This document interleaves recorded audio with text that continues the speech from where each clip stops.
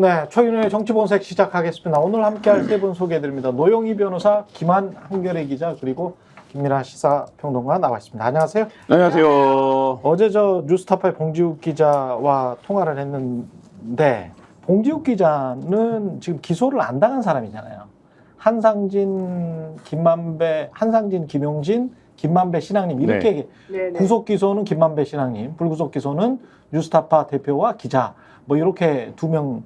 그래서 총 4명인데 봉지욱은 이제 기소가 없어요. 왜? 기소는 안 당했어. 그러니까 왜? 봉지욱은 기소 당할 것처럼 이제 모든 네. 상황이 그랬는데 기소 안 당했어요. 근데 봉지욱 기자한테 물어보니까 총 5군데에서 네. 서울시경까지 있던데 서초경찰서도 있고 수원지검 그다음에 중앙지검 당연히 있고 그래서 한 5군데에서 통신조회를 당했더라고요. 그러니까 이 봉지욱 기자가 주장하는 거는 그래요. 시기도 다 다르고 10월도 있고 11월도 있고 그렇기 때문에 이 기간 자체가 한 1년 반 정도의 기간이고 그러니까 통신 조회를 지금 하는 기간이 그래서 자기만 3회를 잡는다고 하더라도 자기만 해도 3,000명 곱하기 얼마가 돼야 되고 그런 식으로 계산을 하면 한 27만 회? 그 거기서 3,000명이라는 거는 예. 자기가 그 기간 동안 통화한 사람들이 그렇지. 줄잡아 한 3,000명 정도 된다. 1년에. 네, 그렇죠. 근데 자기가 전화번호가 3개가 있대요. 3개가 있는데 3개를 다 했다는 거예요. 그래서 그렇게 이제 계산을 해보니까 27만 명 정도 나오고 그거를 깎아봐야 최소 10만 명이지 어떻게 3,000명이냐. 이거는 대규모 사찰이다. 이렇게 이야기를 하더라고요. 뭐 민주당에서도 5군데서 뭐 당했다 이런 사람들도 있는 거잖아요. 네. 그러니까 다 이제 기관을 달리해서 그러니까 지금 뭐 굉장히 광범위하게 일어난 거는 맞는 것 같고 저는 이제 드는 의문이 뭐 10만 명, 뭐 3천 명 이렇게 얘기하는데 이걸 다 취합해서 그러면 뭘 한 거지? 뭘 한 걸까? 이게 그 그렇죠. 자료를 정렬하는 데만도 상당한 공력이 필요할 텐데 하는 생각이 듭니다. 돈으로 덮었겠지 뭐. 그거는 알바생 쓰면 뭘 되니까. 하면 되긴 하죠. 알바생 쓰면 되니까. 주로 엑셀 파일로 이렇게 넘겨준다면 통신사에서. 엑셀 파일로 받더라고요. 네, 그러면 이제 엑셀 잘하는 친구들 이렇게 알바 고용해가지고 쭉 이렇게 아니 근데 정리를 하면 문제는 돼요. 엑셀 파일로 받는 거는 가입자가 누군지 뭐 그다음에 주소가 뭔지 그 사람 몇 번이나 이 사람하고 접촉했는지 이 정도는 나오는데 네. 실제 그 내용을 봐야 되잖아요. 이 사람하고 그렇죠. 왜 연결했는지, 왜 전화를 했는지, 문자는 뭔지. 근데 지금 요번에 저희들한테 온 통지서에는 내용을 봤다는 말은 없고 그냥 가입자 명단, 그렇죠. 뭐 전화번호, 네. 뭐 이런 것만 있다. 이제 요 얘기거든요. 그렇죠. 근데 그러면 그것을 가지고서 무엇을 할 것인지 얼마나 무궁무진한 조합이 나올 것인가 잘 모르겠어요. 게다가 그렇지. 저희들이 이제 가장 이런 개인정보 취업 관련해서 가장 문제가 항상 되는 것은 일반 정보라고 생각하는 그 정보들을 조합했을 때 그 특정 정보가 그 특정인에 대한 정보가 딱 찍혀 나오냐 안 나오냐 이게 제일 중요하거든요. 그러니까 예컨대 제가 어떤 그 마케팅 같은 걸 하려고 그럴 때 이 화장품 가게에 드나드는 사람이 뭐 성별이 어떻게 되고 몇 살이고 어떤 취향 가졌는지 무슨 물건을 샀는지 이런 걸 대강 알아보고 싶어하는 것들은 어느 정도 허용되는 부분이 있어요. 이제 그럼 서울시 광고나. 자료도 있을걸요? 네. 어지간한 거는? 그런데 네. 그런 거 말고 안 되는 자료는 뭐냐면 그런 그 자료들을 섞었을 때 합쳤을 때 딱 특정하게 누군가가 딱 찍히면 안 되는 거예요. 그러니까 그러네. 누구라는 게 특정하게 드러나면 안 되는 그런 건데 네. 지금 이 사찰 자료를 가지고 할 수 있는 것이 그럼 과연 무엇이었느냐? 그냥 아주 객관적으로 한번 보자 그러면 아무것도 사실 없거든요. 그렇잖아요. 예를 들면 제가 이번에 당했는데 저는 지금 김만배 씨, 그다음에 신앙님 씨, 그다음에 봉지욱 기자, 한상진, 그다음에 김용진 씨 누구하고도 그 안에서 한 적이 없고요. 전화를 안 했어요? 네, 그분들하고 전화한 적은 없고요. 그다음에 근데 왜 당했지? 그러니까 이상한 거. 이재명 대표하고 통화한 적은 있고 아, 있어요? 제가 추미애 의원의 보좌관들하고 통화한 적은 있었어요. 네. 근데 나머지 것들은 제가 사실 한 적이 없어요. 그러면 노영희 번호가 누구에서부터 어떻게 출발해서 나는지 나 몰라요, 나는. 그러니까 내 거를 왜 그 사람들이 수사하기 시작했는지 내가 전혀 알지를 못하는 거잖아요. 그런 정보들을 알아야지 얘네들이 불법적으로 절차적으로 문제가 있게 이 정보들을 수집했는지 뭔가 타겟을 가지고서 딱 찍었는지 이런 걸 확인할 수가 있는 건데 지금 그런 거를 전혀 알지 못하거든요. 그래서 나는 그게 이상한 것 같아요. 두 가지인 것 같은데 예를 들어서 설명하면 한상진 기자와 김용진 대표가 수사당국 입장에서는 피의자다. 그러니까 한상진의 핸드폰과 김용진의 핸드폰을 조회한다. 여기까지는 뭐 있을 수 있는 거기까지 있을 일이죠. 수 있는 일. 근데 한상진의 핸드폰을 조회했는데 한 300명이 나왔다고 칩시다. 예. 그러면 이 300명을 또 조회한다. 이러면 이 300명을 조회하는 거에 대한 목적과 당위성이 설명이 돼야 그렇죠. 되거든요. 그게 바로 예, 중요해요. 그러니까 지금 이제 그러니까 이런 방식으로 갔다면 그러면 한상진과 김용진의 핸드폰을 조회하는 건 있을 수 있는 일인데 한상진과 김용진이랑 통화했던 사람들까지를 다 조회한 것이라면 그 이유가 뭐냐? 요게 하나가 설명이 돼야 될 것 같고 또 하나는 지금 이제 알려진 바에 따르면 전화번호를 기반으로 한 게 아니라 이제 단톡방이라든지 이렇게 텔레그램. 텔레그램은 이제 공동으로 모여져 있는 어떤 채팅방에 가입된 사람들을 다 봤다는 거잖아요. 왜냐하면 이제 그거는 이런 설명인 거죠. 그 방에서 어떤 모의가 이루어졌을 수 있기 때문에 이 방에 있었던 사람들을 이제 본다라는 논리인데, 그러니까 이게 그러면 그 내용도 단톡방에 있었던 내용도 다 봤다는 이야기인가? 그거는 그 단톡방에 있는 사람의 핸드폰을 포렌식을 그렇죠. 했느냐 안 했느냐에 따라 다르죠. 아, 그러니까 이게 지금 아까 봉지욱 기자 말씀하셨잖아요. 이번에 예. 기소가 안 됐다 이렇게 말씀하셨지만 네. 이분은 핸드폰을 털린 분입니다. 핸드폰을 털렸어. 그렇죠. 네. 그러면 핸드폰을 털렸다는 거는 포렌식되고 이랬거든요. 그랬죠. 그러면은 봉지욱 기자의 예를 들면은 거기에 있는 카톡방의 기록이라든지 예를 들면 카카오의 서버에는 기록이 없더라도 왜냐면 카카오는 계속 자기들이 기록을 삭제한다고 주장하니까 그 핸드폰에 남아있는 단톡방이라든지 그다음에 또는 뭐 문자라든지 또는 통화 기록이라든지 이런 걸 통으로 다 털렸을 가능성이 있는 거지 않습니까? 예를 들면 봉지욱 기자라고 하면 예. 그러면 이 전화번호들을 지금 다 줘야 하는 거죠. 제가 그냥 상상할 때는 이 수사의 어떤 방식으로 보면은 그리고 이분만 핸드폰 털린 게 아니라 지금 한상진 기자나 이런 분들도 다 핸드폰을 예를 들면 털렸다라고 볼 때는 수사 대상자니까 아마 그랬겠죠.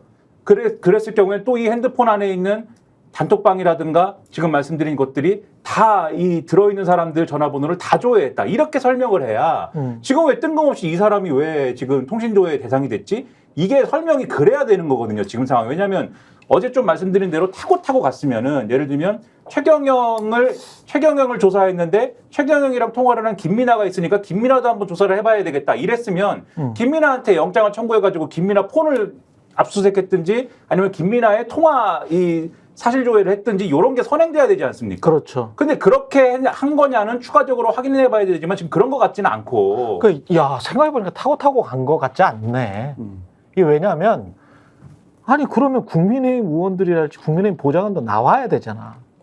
근데 제가 이제 그렇죠. 최강시사 근무했던 그 기간인 것 같은데, 아니, 국민의힘 의원들이랑 국민의힘 보좌관들이랑도 통화를 했거든? 그리고 오히려 이재명 대표나 이쪽이랑은 통화를 안 했거든? 그럼 왜 그쪽은 안 나오지? 생각해보니까? 왜 그쪽은 뭐가 털렸다는 이야기가 안 나오지? 타겟이 정해놓고 자기네끼리 어떤 범위 안에서 그냥 뒤진 게 아닌가 이런 추측이 드는데 그 핵심 인물로 이재명이 들어있다. 이게 사실은 있어요. 왜냐하면 그러니까. 이게 윤석열 대통령 명예훼손 사건이라고 이름은 지어놓고 실제 내용은 대선 관련해가지고 그때 김만배와 신앙님이 이제 뭐 어쩌고저쩌고 했다 이제 이게 핵심인 거잖아요. 예. 그러니까 사실 하고 싶었던 거는 혹시 이재명과 민주당 사람들하고 이 기자들이나 이런 사람들이 뭔가 엮어가지고 이 그런 공작을 했을 것이다. 이게 사실 하고 싶었던 것 같거든요. 원래 그렇게 주장을 했었잖아, 처음에. 그렇죠. 검찰이 그렇게 주장했었죠. 예. 그러다 보니까 이번에 털린 사람들이 중점적으로는 사실은 이재명 대표를 중심으로 해가지고 사실은 털린 사람들일 것이다. 아, 이거는 이렇게 그럼 나오는 사찰 거예요. 아니에요? 그러니까 사찰이 된다는 그러면은 그 시나리오를 갖고 접근을 해서 그 시나리오에 그렇죠. 맞는 사람들만 그렇죠. 지금 바로 그거죠. 탔다는 거잖아. 네. 그냥 무작위로 최경영 나오니까 최경영은 또 누구랑 통화했어? 이 사람들이 혹시 이 사건과 연관된 거 아니야? 이렇게 사다리를 탔다면 그게 아니고 나와야 되거든. 그리고 만약에 국민의힘 쪽이. 국민의힘이 나왔으면은 네. 지금 이렇게 조용히 있지 않습니다. 바로 우리도 당했어요. 그렇지. 검찰 조사는 이렇게 공정하게 진행이 됐는데 왜 야당만 당한 것처럼 얘기합니까? 막 이랬을 거거든요. 네. 아무도 얘기하지 않지 않습니까? 그러니까 요거는 예를 들면 제가 이제 요거는 뭐 뇌피셜이지만 자꾸 이제 단톡방에 초점을 맞춰서 말씀드리는 거는 그게 제일 이해하기 쉬운 방식이어서 그런 건데 예를 들면 이 기자의 핸드폰을 열었는데 그 단톡방에 예를 들면 기자도 있고 그리고 기자 출신인데 어쨌든 뭐 친야권 성향이다 뭐 이렇게 불리는 뭐 어떤 야인이 있을 수도 있는 거잖아요. 그런 경우에 이 사람도 같이 있다라고 하면은 이 단톡방에 들어있는 사람들이 그 사람들 맞는지 지금 번호 조회하자 이렇게 진행됐을 가능성도 있고 요렇게 지금 말씀하신 대로 이미 이 결론을 정해놓고 그러네. 길을 만들어 놓고 거기서 조회를 해나가는 방식으로 수사를 했을 가능성이 상당해 보인다라는 거예요. 이거는 진짜 특수부 그 검찰 수사의 가장 나쁜 폐악질을 지금 한 거 아니에요? 예전에 제가 그 국정원 이제 그 김하영 씨 사건 났을 때 수사기록 분석을 하는 취재를 한 적이 있었는데 그때 수사기록 맨 뒤에 뭐가 붙어 있냐면 엑셀표로 난수표 같은 숫자들이 쫙 정렬이 돼 있어요. 그게 뭐냐면 지금 이제 통신정보 조회를 하면 나오는 게 한 크게 보면 4가지 정도 정보입니다. 이름, 주민번호, 그 다음에 기지국, 통화한 횟수 정도가 나오는데 네. 여기서 수사 관점에서 보면 핵심은 뭐냐면 기지국이에요. 그러니까 이 기지국이라는 게 뭐냐면 저희가 그때 그래서 뭘 밝혀냈었냐면 어디 근처에서 있냐? 네, 그러니까 여당 대표, 국정원장, 대통령 비서실장 모임. 뭐 이런 사람들이 각각 통화를 합니다. 이때는 몰라요. 예를 들면 10시 때 통화를 각각 이렇게 하고 이렇게 하고 이렇게 해요. 근데 이 기지국 넘버링에 따라서 지역을 지도에 안 칠 수가 있거든요. 그렇지. 그러면 이 기지국이 좁혀듭니다. 그래서 결국엔 이 4명이 한 건물에 있는 그 기지국 그 시각에. 네, 같은 시각에. 그러니까 뭐였냐 그리고- 회합을 확인하겠다는 네. 거죠. 그리고 예를 들면 11시부터 12시까지 회의를 했으면 11시부터 12시까지는 당연히 전화 기록이 없을 거잖아요. 네. 그리고 12시에 끝나고 나서 다시 흩어지면서 누구에게 전화를 했는지가 나오죠. 이 기지국 넘버를 통해서 확인할 수 있는 건. 그렇죠. 그러면 이름이나 주민번호는 사실 기본적인 신상 정보이기 때문에 누구랑 통화했는지가 한번 이제 특정이 되면 이게 같은 사람이구나를 알 수 있게 되잖아요. 예. 그런 상황에서 놓고 보면 이 기지국이 흩어지고 모이는 거를 토대로 해서 지금 이제 이 사건이 여론 조작 사건 수사고 어떤 모의가 있었다라는 게 핵심인 거잖아요. 예. 그렇다라고 하면 저는 그런 접근이 좀 이루어졌던 것이 아닌가라는 생각이 추정이 듭니다. 그리고 짧게만 덧붙이면 그렇게 열심히 했는데 결국은 아무것도 나온 게 없다. 아무것도 나온 게 없어. 그치. 나올 수가 없거든. 왜냐하면 나올 수가 없어요. 상식적으로 한국 언론 상황에서 민주당과 모의를 해가지고 이재명을 뭐 성공시키기 위해서 대선에서 그런 2022년도에 그런 상황이 전혀 아니었어. 아니 제가 누차 말씀을 드리지만 아니 최강시사에서도 KBS에서도 아니 그 김진태랄지 김용판 관련해가지고 막 국제마피아 흔든 거 있잖아요. 얼마나 많이 보도를 했어. 그게 다 호의였잖아. 그렇죠. 국제마피아와 이재명. 그러면 그것 때문에 이재명이 떨어진 것일 수도 있어요. 이 지금 검찰의 주장에 따르면. 그렇죠. 명예를 훼손했습니다. 명예를 훼손한 거지. 명예를 훼손한 거잖아.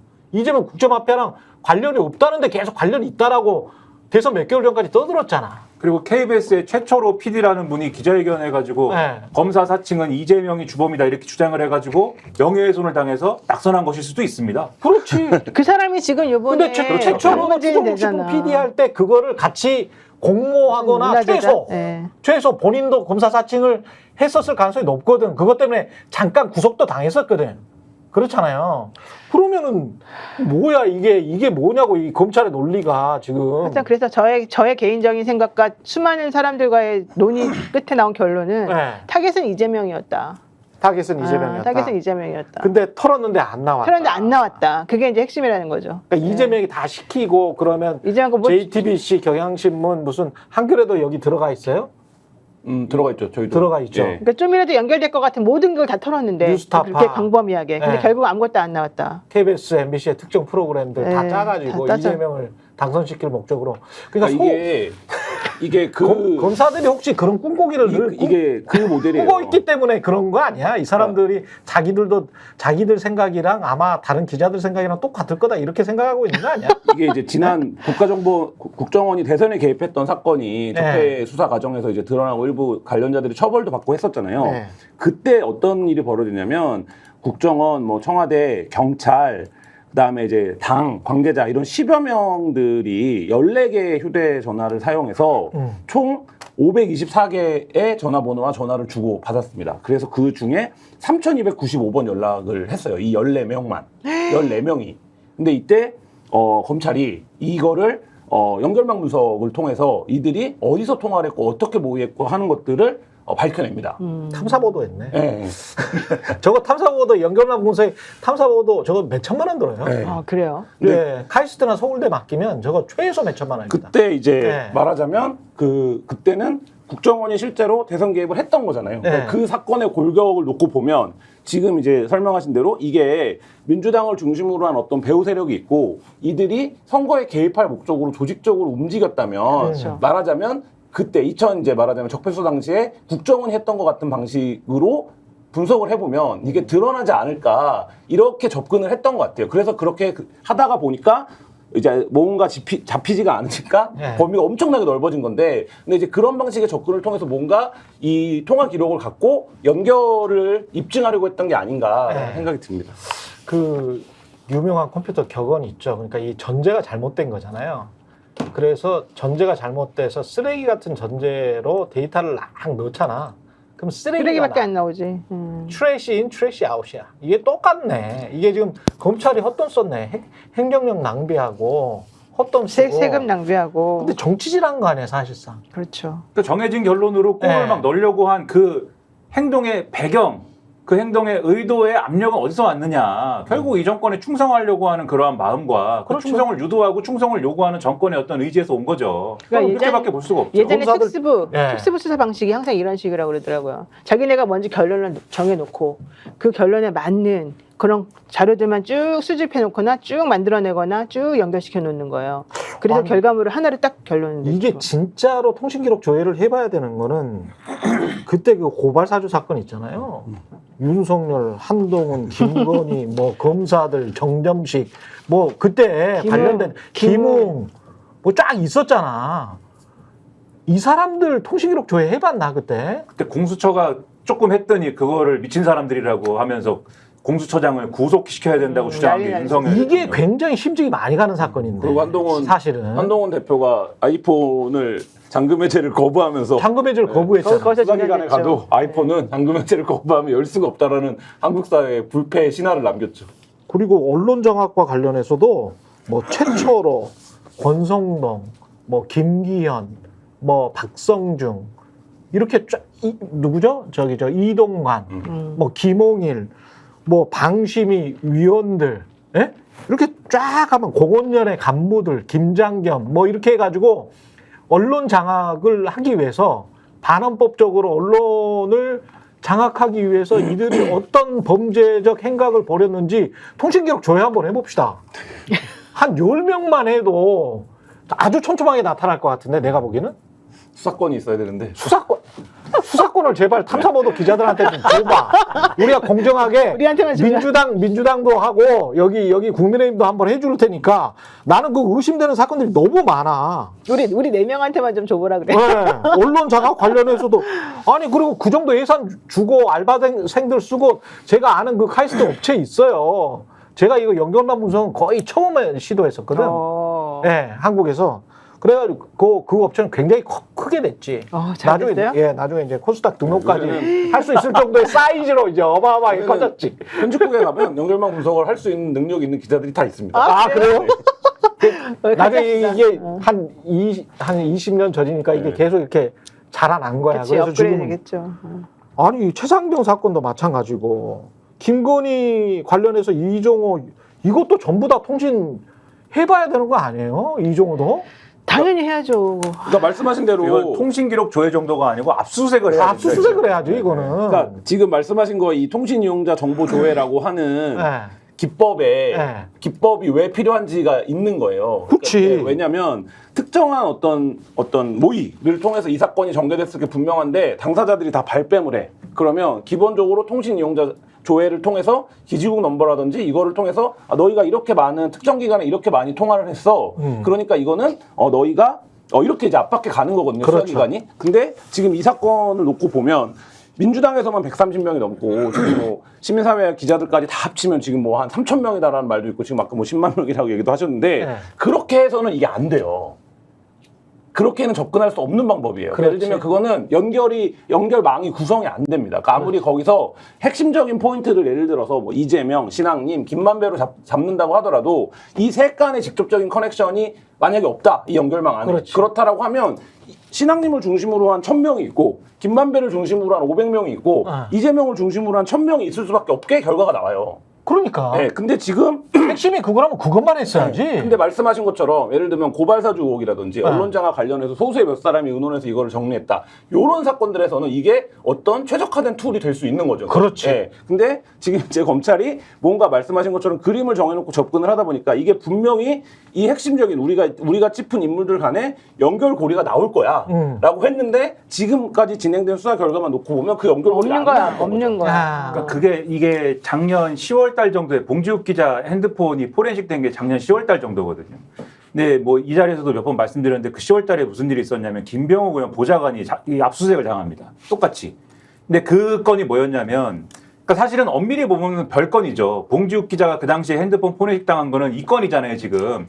대장동 관련 보도 JTBC에서 한 걸 가지고 지금 이 포렌식 당한 거지 않습니까? 근데 그 직후에 김병욱 의원 보좌관이 이 소위 말하는 어떤 인터넷 매체에 이재명 캠프와 논의를 해서 녹취록을 넘겼는데 그 녹취록 내용이 조작된 것이다. 그래서 이 핵심적인 발언을 그 녹취록에서 한 사람은 보좌관 본인인데 최고라고 하는 보좌관 본인인데 그게 최재경 검사가 했다고 하는 식으로 조작이 됐다. 그러니까 요 구조가 그러니까 검찰이 그린 민주당 캠프가 개입해가지고 그러니까 보좌관 이름이 나오는 녹취록이니까 요것을 이 인터넷 언론에 넘겨가지고 인터넷 언론이 왜곡 보도하는데 기여를 해서 뭔가를 시도했다라고 하는 요 구조가 똑같이 뉴스타파와 김만배 신앙님 요 구조에 똑같이 적용이 됐을 것이고 그다음에 바로 요 구조가 전체 언론과 민주당 캠프에 똑같이 적용될 것이다. 요렇게 가려고 한 정황이 그 10월 달에 그 수사예요. 제가 볼 때는. 그러네. 그러니까 사실상 별건인데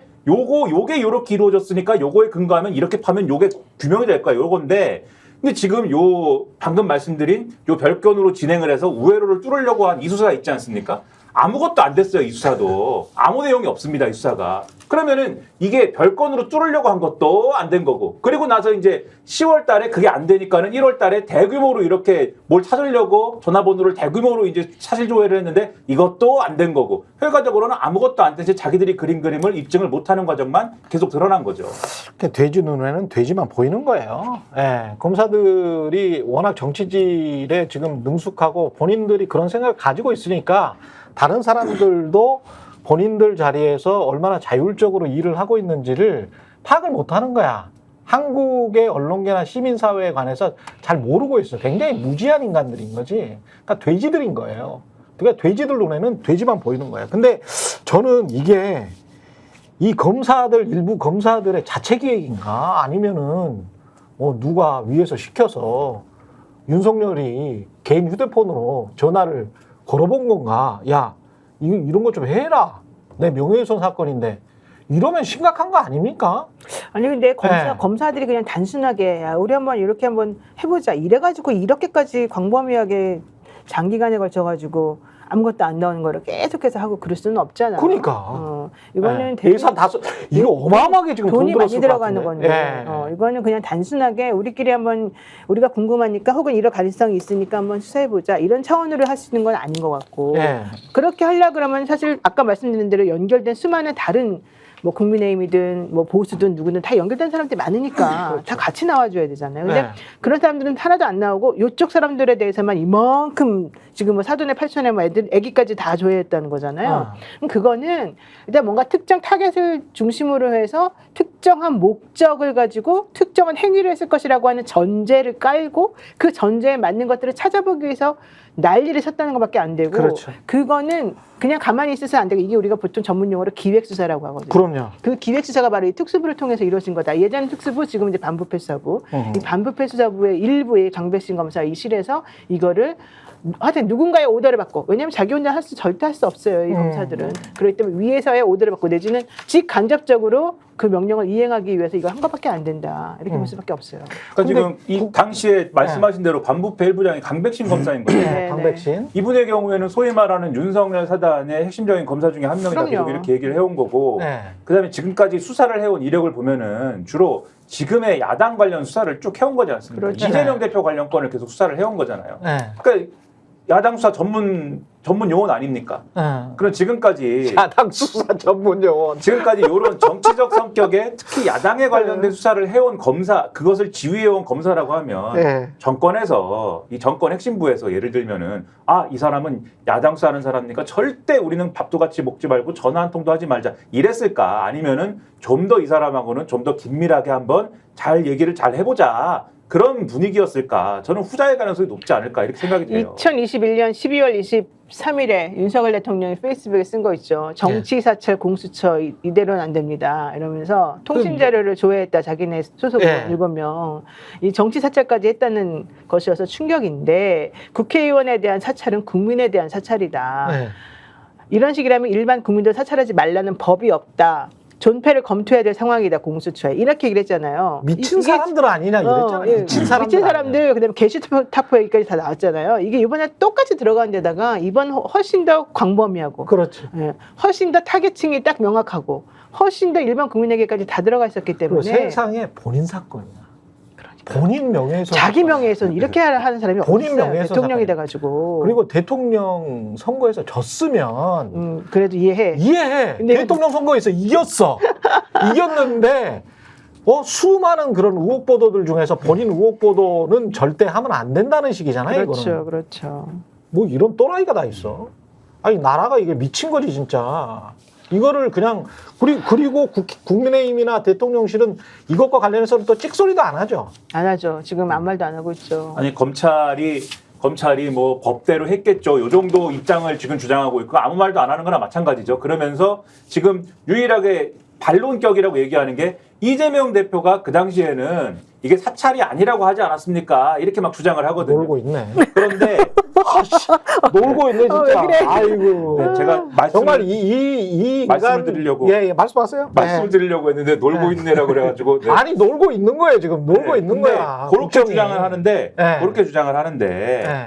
그 얘기가 뭐냐면 그때 당시에 이재명 대표가 뭐라 그랬냐면 민주당 대선 후보이던 시절 아닙니까? 근데 그 법령에 따른 행위를 사찰이라 할 수 없다라고 얘기한 거에 가지고 이제 그 부분에 대해서 봐라 그 당시에는 이재명 대표가 이거 사찰이라고 안 하지 않았냐 이렇게 얘기를 하는 건데 이재명이 말했으면 뭐 그 어디 뭐 양잿물이라도 먹을 거야? 그것도 그렇지만 그 발언의 맥락과 내용을 인용을 할 거면 정확하게 해줘야 된다는 필요가 있다라는 말씀을 드리려고 하는 건데 그 자리가 이제 관훈 토론 자리예요. 관훈 토론에서 물어본 거예요. 그 당시에 굉장히 핫 이슈니까 그게 그렇죠. 막 윤석열 후보가 막 저렇게 나오고 국민의힘을 들고 일어나고 하니까 물어봤는데 이재명 대표가 그렇게 얘기를 한 건 사실이에요. 법령에 따른 행위니까 사찰이라고 할 건 아닌데 그런데 이게 야당만 했다면 충분히 의심받을 만한 일이고 문제제기할 만한 일이다. 그러니까 이게 정치 수사나 이렇게 편향적으로 될 가능성이 있는 사안이기 때문에 그렇죠. 야당만 대상으로 하면은 이거는 당연히 얘기가 나오고 의심될 수 있는 사안이다라고 얘기를 한 게 있어요. 근데 지금 아까 쭉 말씀드리지 않았습니까? 앞서 이게 지금 어떻게 진행된 겁니까? 국민의힘이 같이 수사받고 뭐 이런 내용이 나왔나요 지금? 그렇지가 않잖아요. 그러니까 그 당시 말을 가지고 코멘트를 가지고 얘기를 하더라도 이재명 대표 말을 갖고 얘기를 하더라도 이 상황에 대한 무슨 반박이 되는 건 아니다. 그렇게 말씀드리는 거예요. 그런데 또 이제 이 검찰의 행위는 진짜 이 자들을 어떻게 해야 되지? 만약에 이 정권이 언제 끝날지는 모르겠습니다만 하는 행동 자체가 전부 다 정치질인 것 같아. 전부 다. 이 자들이 지금 공무원이야. 뭐야 지금. 이게 지금 김건희 씨 같은 경우도 김건희 자꾸 여사라고 부르라고 하는데 김건희 여사라는 말이 잘 안 나와. 이제. 예? 이분의 그 하는 행태나 뭐 이런 거를 보면 여사란 말이 잘 안 나와서 김건희 씨라고 그냥 부를게요. 김건희 씨가 명품백을 받았어. 명품백을 받아가지고 이 디올백을 뭐 이게 검찰에다가 제출을 했다는 거죠. 네. 근데 그 검찰에다 제출했는데 그 받은 디올백이 그 디올백인지 번호도 확인 안 했다는 동일성 검증 절차, 고유 식별 번호를 확인을 해야 되는데 그것도 안 했다는 거잖아요, 검찰이. 네, 이미 그 국회 정무위 회의 때 이 그 고유 번호가 공개가 됐었어요. 예. 그럼 이거랑 이제 동일한 제품인지 아닌지를 확인을 해야 예. 이제 그 가방을 보관하고 있다 갖고 온 것인지 아니면 논란이 되니까 자기가 그 가방은 이미 사용을 했는데 새로 산 거. 새로 사서 갖고 온 건지를 이제 확인할 수 있는데 그게 말하자면 지금 이 명품백을 둘러싼 해명이 계속 꼬이고 엇갈리고 어떤 부분은 충돌하고 대통령실과 그렇죠. 여사 그 김건희 여사의 그거가 뭐 이런 과정들이 있는데 그러니까 최소한 거기서 대통령실의 어떤 진위, 그러니까 진심, 뭐 진정성 이런 걸 확인하려면 최소한 그 가방은 맞아야죠. 이런 거예요. 그 가방이 그 가방이야. 그래야 이거를 대충 이 가방 맞죠? 이러고 이제 접는 건데, 근데 지금 그 확인을 안 했다라는 거고 그렇게 되면 결국엔 이 모든 이 사회적인 낭비와 논란과 혼란과 이거를 초래한 이 가방을 둘러싼 지금 이 상황 자체가 그냥 희화화되는 상황인 거잖아요. 접는 것도 문제인데. 이 부분과 관련돼서는 모르겠다, 우리는 모른다로 결론 날 가능성이 있지 않나라는 생각이 잠깐 들었습니다. 우리는이 왜냐면 누구예요? 우리는 검사들이 우리는 모르겠다. 우리는 이 가방이 누구 건지 모르겠다. 동일성 여부는 내가 모르겠다. 이렇게 갈 그거는 가능성이 말이 안 되지. 있어 보이지 않나. 물론 이제 저만의 상상인데, 왜냐하면 어제 한겨레 기사를 보니까 이렇게 돼 있어요. 그러니까 최재형 목사는 국회에서 제가 표시를 해둬서 표식이 가능하다, 내가 진위를 판단할 수 있다, 이렇게 얘기를 했고, 그 다음에 아까 말씀하신 모종의 이제 문자열과 넘버가 공개된 것도 있지 않습니까? 네, 근데 S. 그 문자열과 넘버는 그 자체는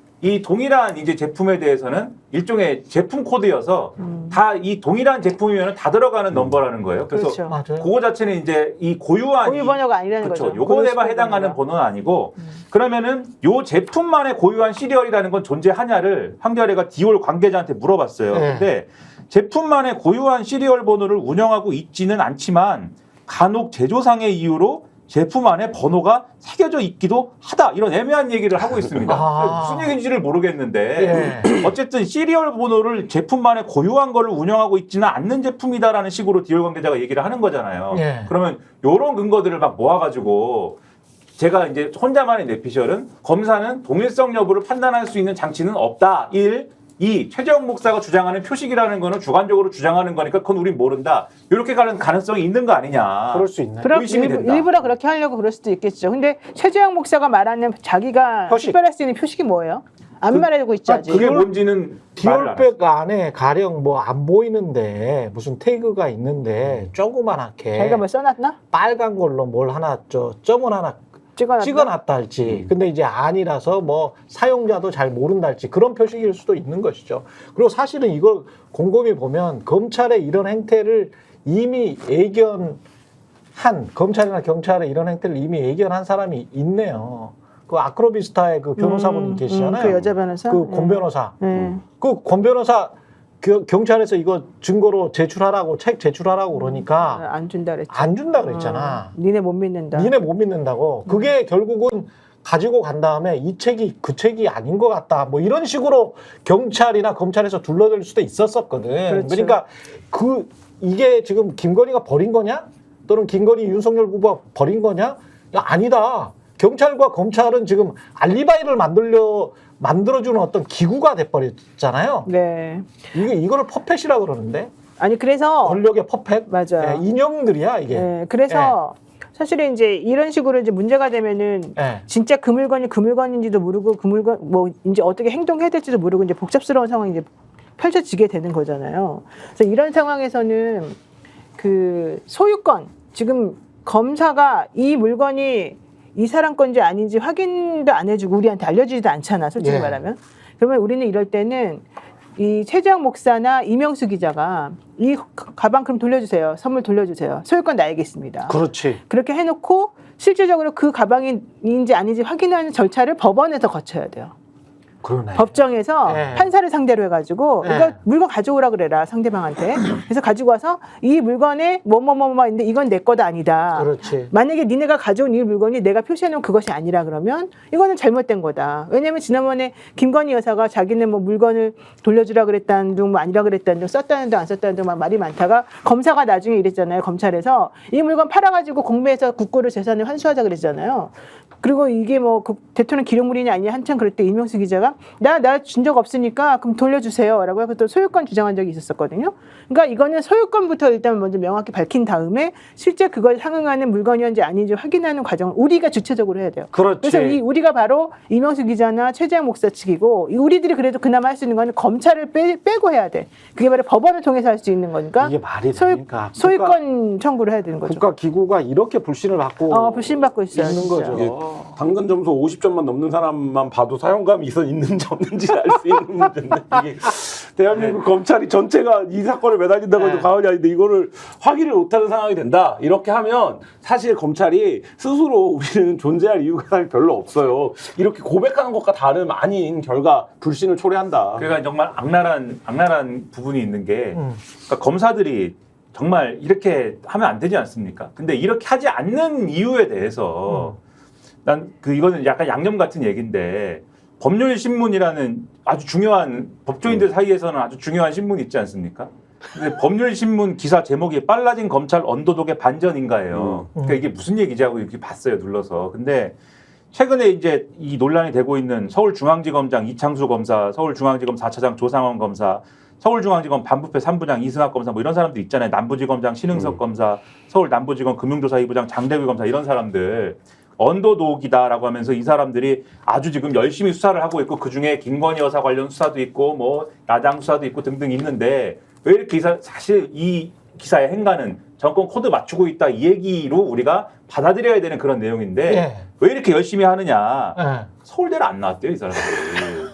그 이야기는 뭐 오랫동안. 예. 그러니까요. 근데 이게 뻔한 이야기야. 언더독의 예. 반전이라고 법률신문은 쓴다 이게. 예. 서울대를 안 나와서 이 사람들이 열심히 해가지고 열심히 하고 있다라고 쓰는데 뒤집어 얘기하면은 그래서 검찰 내에서 승진을 못할 것 같은 사람들을 요직에 이 수사를 열심히 할 수 있는 요직에 앉혀가지고 그들이 정권의 코드를 맞춰주면은 이들에게 뭔가 보상을 해줄 수 있다라는 그런 분위기를 정권이 만들어서 그래가지고 충성을 유도하고 있다 이런 얘기가 되는 거지 않습니까? 이런 보도를 통하면 실제로 법조계에서 지금 쭉 떠도는 말이 그렇죠. 그거예요. 그래서 이 기사가 중앙지검장과 관련해서도 그 이야기가 떠돌잖아요. 그래서 이창수와 관련해서도. 기사를 이렇게 안 쓰면 제가 네. 이런 얘기를 막 안 할 건데 네. 기사를 이렇게 쓴 덕분에 이 얘기를 하는 거예요. 그래서 이게 뭡니까 지금 이런 얘기까지 나오고. 네. 이창수도 성균관대 출신이어서 그런 이야기를 듣는 겁니다. 그러니까 한국의 슬픈 현실이에요. 이게 뭐냐고 미치겠어, 슬픈 현실이야. 나는 아주 미치겠어. 네.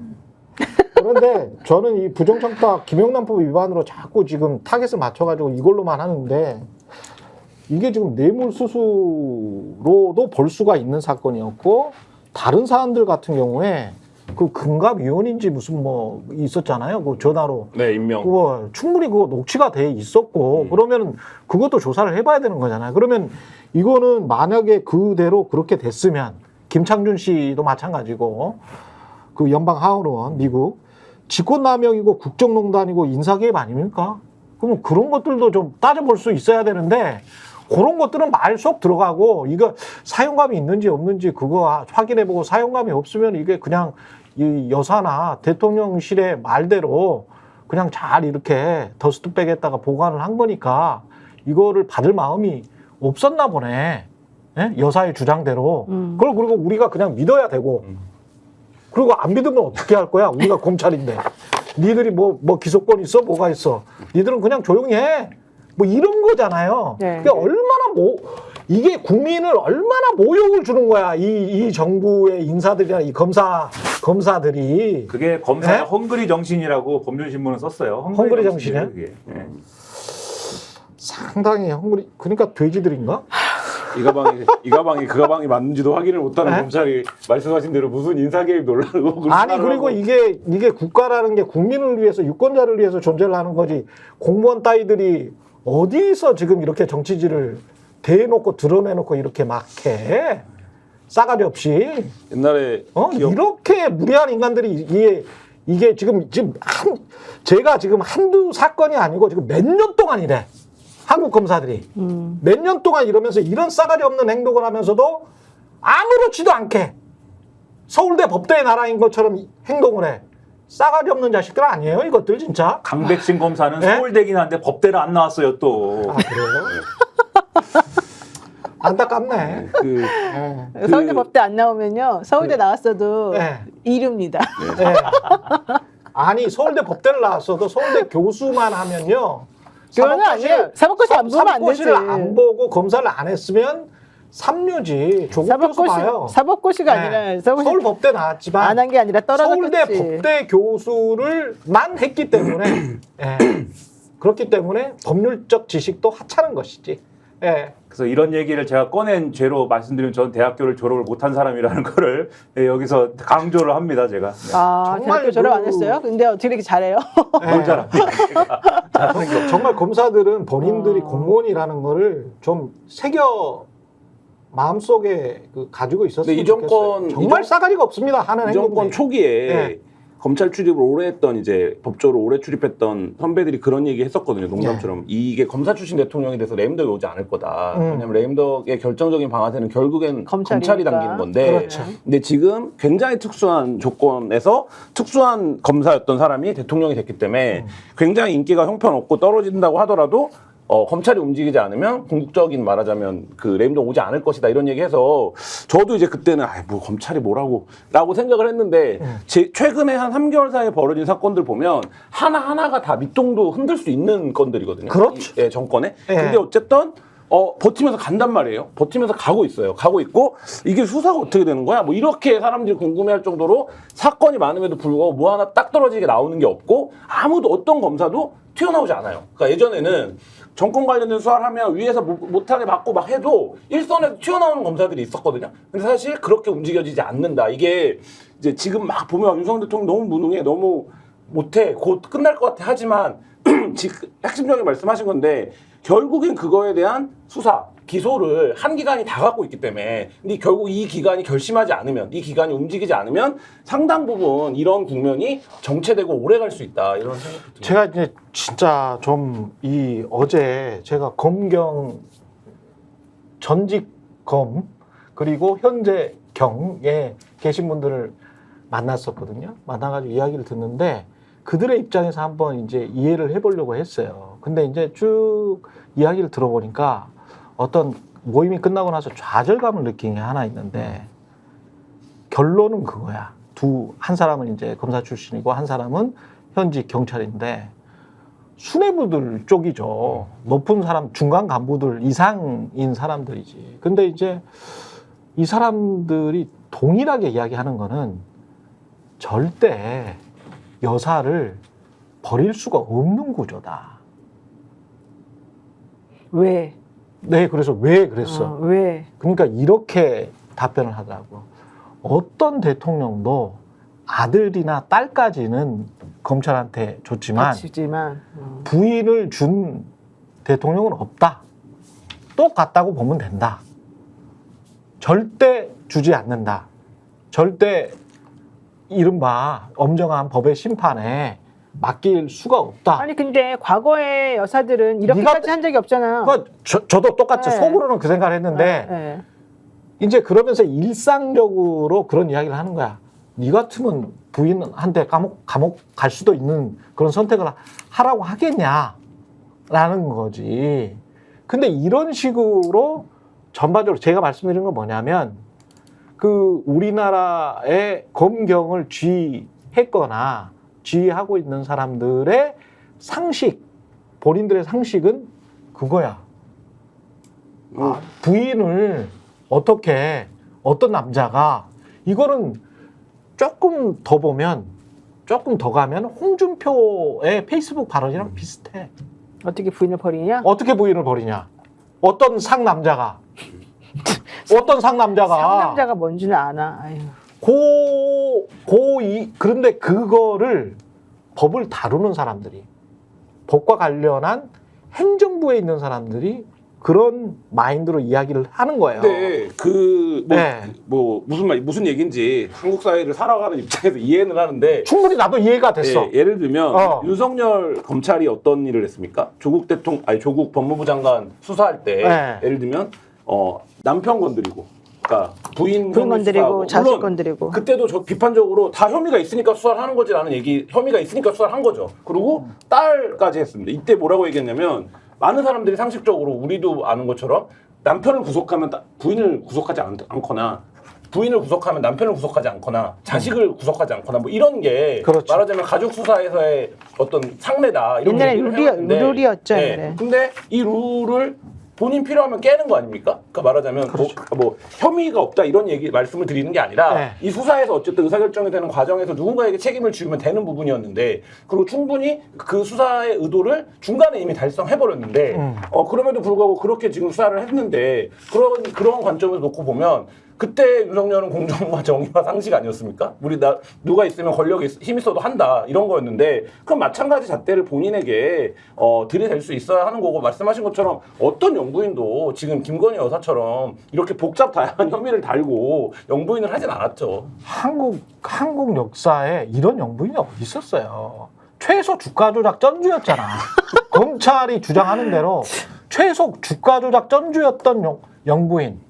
그리고 자기의 경력을 위조해서 눈물 흘리면서 사과했던 영부인이 어디 있어? 그리고 그 다음에도 대통령이 취임하고 난 다음에도 자기 사무실에서 버젓이 자숙해야 되는 기관이면 5년 내내 자숙해야 돼요, 사실은. 그 전에 대선 전에 한 행위들만 본다고 하더라도. 그런데 디올백을 또 받아?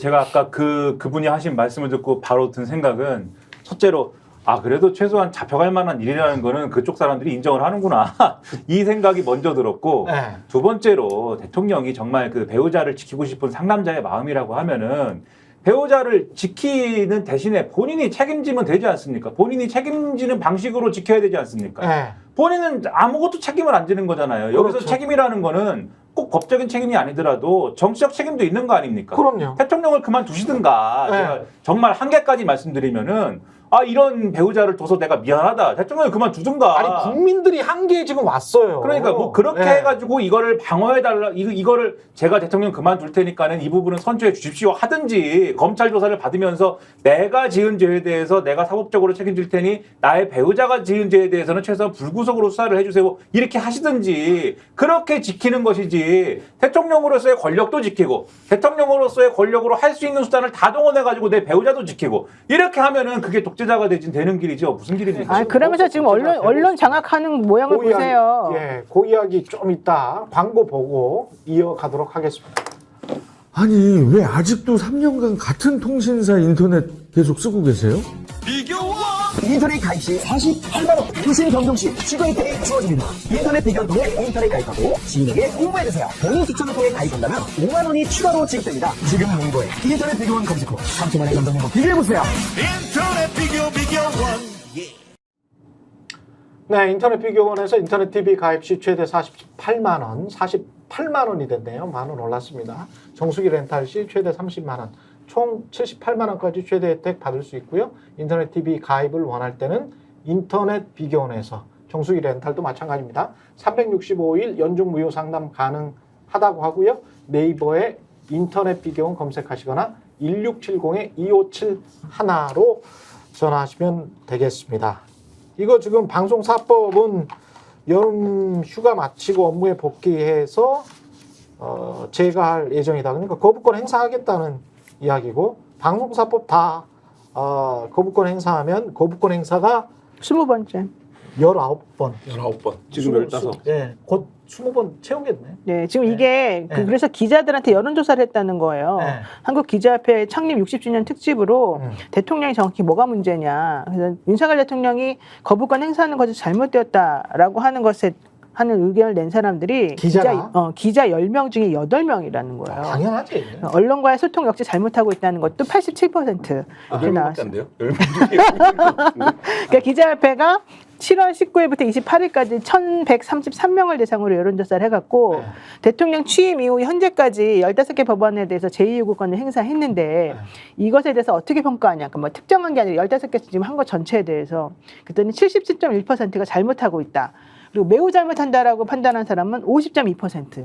잘못하는 편이다라고 말한 사람은 26.8%라는 거고요. 매우 잘하고 있다도 있대요. 매우 잘하고 있다는 4.9%, 잘하는 편이다는 10.9%랍니다. 근데 이렇게 생각을 가지고 있음에도 불구하고 왜 기사는 그따위로 쓰지? 물어봐요, 여기 한겨레 기자. 아니 한겨레 빼고 아니 왜 기사는 네. 그러면 그런 게 왜 안 4.9%만 나와? 왜? 잘하고 있다는 기사가 4.9%만 나와야 되는 거 아니야? 그러니까 지금 언젠가부터 네. 이게 횟수가 늘어나면서 대통령의 거부권이 제도적으로 대통령이 행사할 수 있는 방어권처럼 인식이 되고 있거든요. 그러니까 예를 들면 양시적으로 양비적으로 쓰잖아요. 민주당이 법안을 강행했고 대통령 거부권 행사할 예정이다. 근데 지금 이제 헌정 역사에서 지금 이렇게 많이 한 사람은 없어요. 이승만 대통령 수준으로 가고 있다는 거잖아요. 이승만이랑 비슷해요. 지금. 네, 그러면 우리나라가 지금 1950년대 불안정 정국이 아니잖아요. 그렇다라고 하면 이게 최소한 대통령이 결정적일 때 거부권도 행사할 수 있죠. 네. 근데 그걸 인정한다고 하더라도 최소한 이 거부권을 행사하는 데 있어서의 어떤 부당, 정치적인 어떤 그 타협을 하기 위한 노력, 뭐 이런 여러 가지로 선행되는 것들이 있어야 다원성이 보장되는 민주사회라고 할 수 있을 텐데 대통령 스스로 그 모양새를 그 최소한의 모양새를 내보겠다라는 태도가 없어요. 지금 용산이 법안 통과 거부권, 법안 통과 거부권 이렇게 가는 거거든요. 근데 이렇게 되다 보니까 어떻게 됩니까? 정치 실종의 문제가 아니라 국회 자체가 입법부 자체가 의미가 없어지는 상황으로 치닫고 있고 그러면 이게 우리가 어렸을 때부터 교과서적으로 배우는 우리나라 헌법이 유지되는 어떤 원리 자체가 파괴되고 있는 행위인데 그러면 이 거부권이라는 게 대통령이 행사할 수 있는 어떤 제도적 권리의 측면이 아니라 우리가 갖고 있는 이런 헌법적인 어떤 원리들을 파괴하고 있는 지금 상황이라는 거가 좀 짚어줘야 되는데 사실 워낙 이제 여야 간에 이게 이제 정쟁의 어떤 이 되니까 그 부분에 대해서 근본적으로 짚어지지 않고 있는 게 이제 반감을 좀 누그러뜨리는 것 같아요. 위원회 같은 경우에 방송통신위원회 같은 경우도 제가 그 현직 교사가 직접 저한테 카톡을 보내왔는데 학교에 무슨 위원회가 그렇게 많아요? 많아요. 학교 교복선정위원회, 학폭방지위원회, 제가 학교 운영위 부위원장입니다. 운영위원회 뭐 이렇게 쭉 있어요. 운영위원장 됐어. 운영위원. 그러면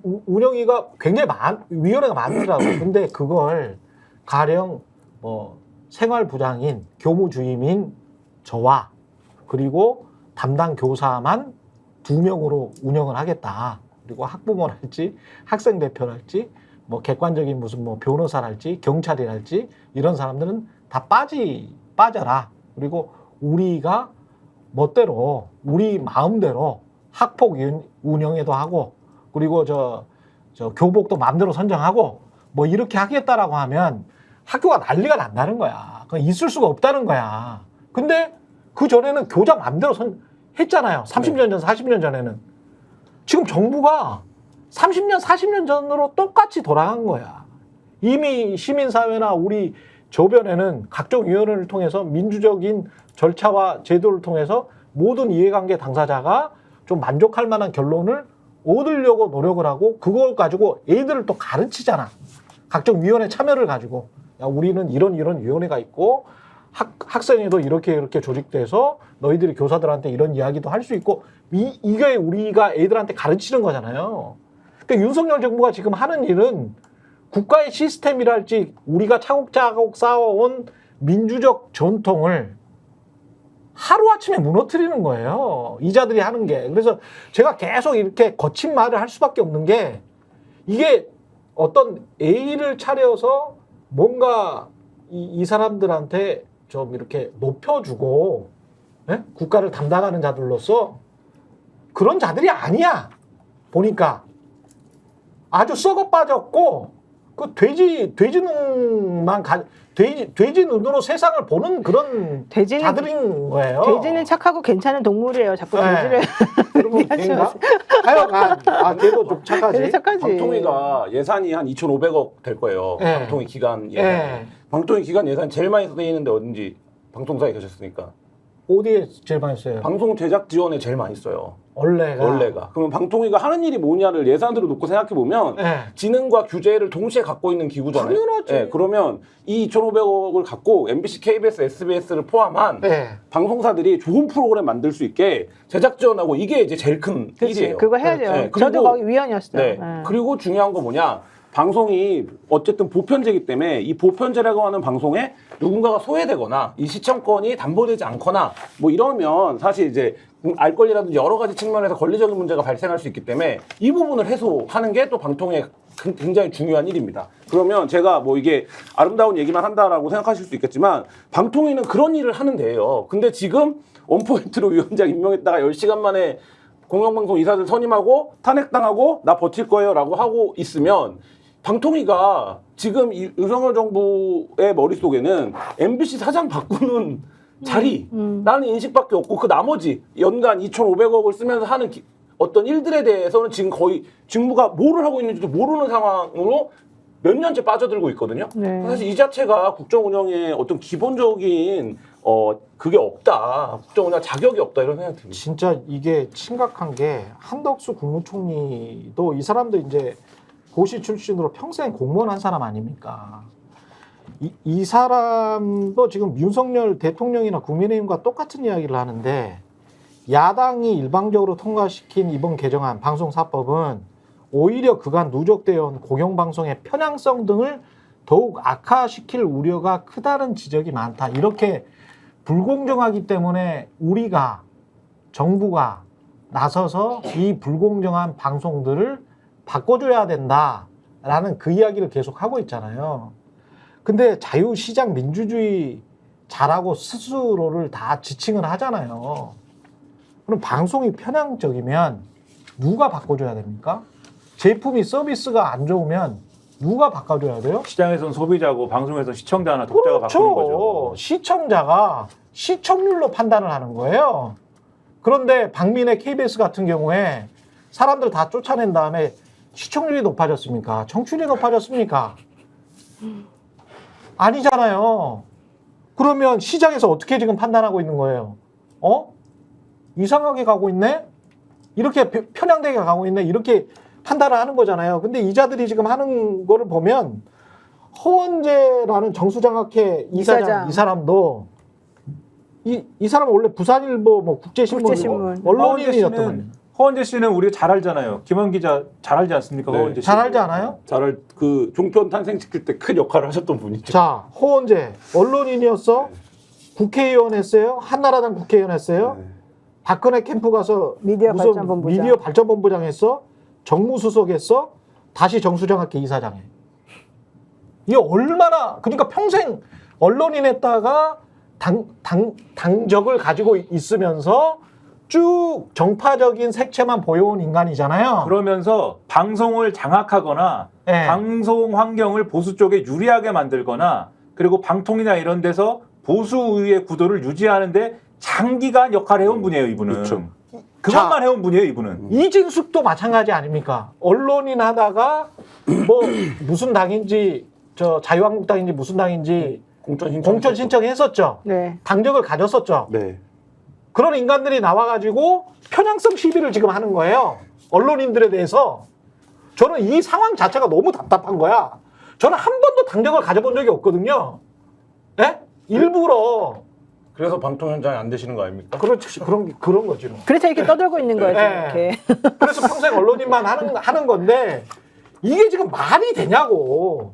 편향성 시비를 하면서 당적 가지고 그 밑에서 쉽게 말해 알랑방구 끼었던 사람들, 권력 주변에서 있었던 사람들, 캠프에 들어가가지고 이 캠프에 들어가가지고 무슨 뭔만 했었으면 지금요 정수장학회도 문제지만 연합뉴스도 큰일이에요. 연합뉴스 똑같잖아, 연합뉴스 지금 또. 구조가 똑같아요. 연합뉴스 그 뉴스통신진흥회 이사 이번에 어떻게 뽑으려고 지금 그러는 거예요. 김승동이라는 사람이 김승동이라는 사람이 들어가가지고 대구 동구가 예비 후보 출마했으나 공천 심사에서 탈락했던 사람. 여기도 기독교 방송 언론인이었어. 네. 야. 다 이런 식이야. 이 사람이 이번에 정부 2인, 국회의장 3인, 한국신문협회 1인, 한국방송협회 1인 추천받아서 대통령 임명한다는데 이렇게 따지면은 전부 다 여당 인사로만 뽑혀요.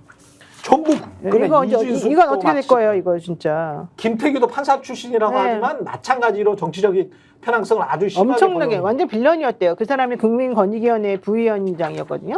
전현희 위원장이었지 말았는데 자기 있을 때 자기만 딱 죽이려고 들어온 사람이었는데 엄청났다고. 이 사람이 공수처장 될 걸 막아냈는데 결국에는 이쪽으로 보냈다고. 무슨 문재인 전 그 얘기를 대통령 하더라고요. 시해 관련 뭐 이런 예. 발언도 뭐 이런 뭐 죽여도 분이잖아요. 상관없다. 그건 반동이 아니다. 뭐 이런 식으로 네, 얘기를 그런 했었고 식으로 얘기를 하고. 이번에 그 김승동 씨도 문재인 폐렴 막말 인사 중에 한 명이잖아요.